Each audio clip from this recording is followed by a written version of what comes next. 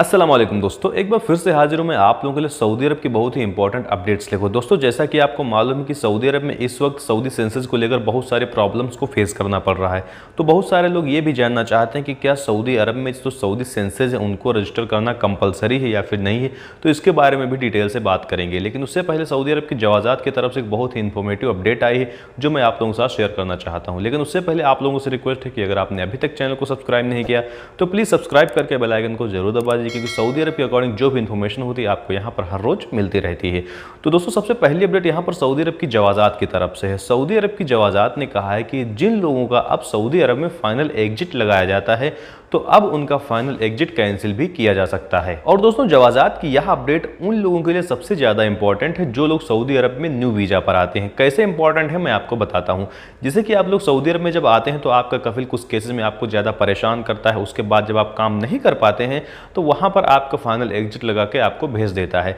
लेकिन दोस्तों, मैं आपको बता दूँ कि ये सर्विस आने के बाद अगर आप सऊदी अरब में आए हैं, आपका इकामा बन चुका है, तो उसके बाद अगर आपका फाइनल एग्जिट लग गया है तो अगर आप अपने कफिल को कन्विंस कर लेते हैं तो उसके बाद आपका कफिल अब आपके फाइनल एग्जिट को कैंसिल भी कर सकता है। कैंसिल करने के बाद अगर आपका इकामा आ जाता है तो आप लोग फाइनल एग्जिट कैंसिल होने के बाद अगर आप एक इकामा होल्डर हैं तो यहां पर मैं आपको बता दूं कि स्पॉन्सरशिप ट्रांसफर करने के ऊपर मैं पहले एक वीडियो बना चुका हूं, यानी कि आप कहीं भी स्पॉन्सरशिप ले सकते हैं। तो ये जो प्रोसेस है न्यू लोगों के लिए बहुत ज्यादा अच्छी है। लेकिन यहां पर मैं एक चीज और क्लियर कर दूं कि जैसे कि मान लीजिए आप सऊदी अरब में आते हैं और आपके ट्रायल पीरियड में ही आपका फाइनल एग्जिट लगा दिया जाता है, यानी कि जब आप सऊदी अरब में आते हैं जो पहला ट्रायल पीरियड होता है आपका इकामा नहीं बना होता है, तभी अगर आपके ऊपर खुरूज लगा दिया जाता है यानी कि फाइनल एग्जिट लगा दिया जाता है तो उन लोगों का भी अब फाइनल एग्जिट कैंसिल किया जा सकता है। इसके लिए सबसे पहले कफिल को अपने बिजनेस वाले अफसर अकाउंट में लॉगिन करना होगा। वहां पर लॉगिन करने के बाद उस बंदे के फाइनल एग्जिट को कैंसिल किया जा सकता है बिना जवाज़ात को जाए हुए। अब यहां पर दोस्तों, चूंकि मैंने यहां पर बिजनेस अफसर की बात की तो आप लोग अगर कंफ्यूज हो रहे हैं तो मैं आपकी इन्फॉर्मेशन के लिए बता दूं कि सऊदी अरब में दो अफसर अकाउंट पाए जाते हैं, दो अफसर एप्लीकेशन होते हैं।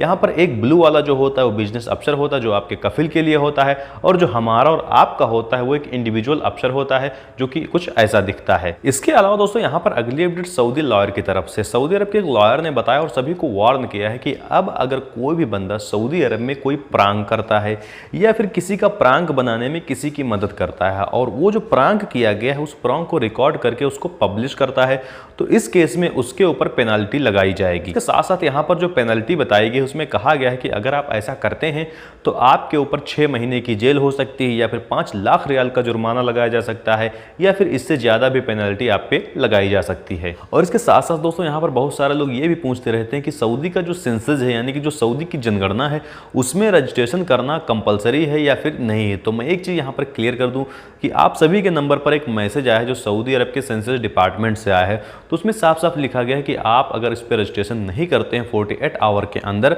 तो आपके ऊपर फाइन लगाई जाएगी। लेकिन यहाँ पर एक क्लियर नहीं किया गया है कि आपके ऊपर कितनी फाइन लगाई जाएगी। लेकिन यहाँ पर अगर आप बात करें कि कंपलसरी है या फिर नहीं, तो मैं आपको बता दूं ये कंपलसरी है, क्योंकि सऊदी अरेबिया का जो सेंसस का लॉ है उसके जब आर्टिकल नंबर 4 को आप कोट करेंगे तो यहाँ पर साफ साफ लिखा गया है कि यहाँ पर आपको सऊदी सेंसस में रजिस्ट्रेशन करना मैंडेटरी यानी कि अनिवार्य कर दिया गया है। और इसके साथ साथ दोस्तों, जैसा कि आपको मालूम है कि मैं बिना प्रूफ के कोई भी बात नहीं करता हूं, तो इसके लिए सबसे पहले आप सऊदी गैजेट में छपा ये आर्टिकल पढ़ लीजिए जो कि 21 मई 2022 में ही छापा गया था। इसमें सऊदी अरब के सेंसस डिपार्टमेंट के जो स्पोक पर्सन थे उन्होंने यहाँ पर इस चीज को क्लियर किया था कि यहाँ पर आपको सऊदी सेंसस में रजिस्ट्रेशन करना कंपलसरी है। तो बाकी जो यूट्यूबर्स आपको बताते हैं कि इससे कुछ नहीं होगा कुछ नहीं होगा, तो मैं ये नहीं कहता हूं कि अभी आपके ऊपर फाइन आ जाएगी, लेकिन यहां पर जब गवर्नमेंट कह रही है कि आप रजिस्ट्रेशन कर लीजिए तो फिर आप कर लीजिए, आपको क्या प्रॉब्लम है। 20 से 25 मिनट का टाइम लगता है और आई थिंक अफसर का अकाउंट तो आप लोगों के पास होगा ही। इसके अलावा दोस्तों, यहां पर अगली अपडेट सऊदी अरब की ministry of human resource and social development की तरफ से। जैसा कि आपको मालूम है कि हर साल 23 सितंबर को सऊदी अरब में नेशनल डे मनाया जाता है